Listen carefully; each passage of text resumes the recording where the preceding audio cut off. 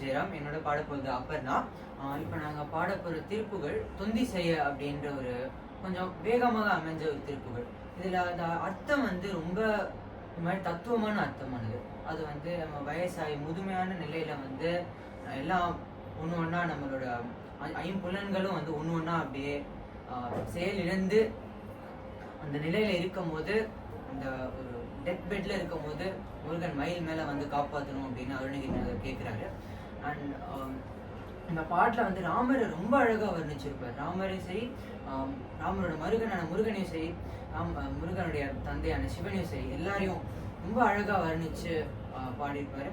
இந்த பாட்டை நம்ம கேட்போம்.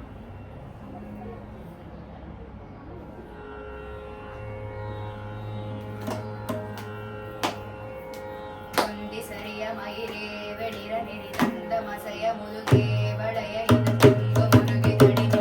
Rama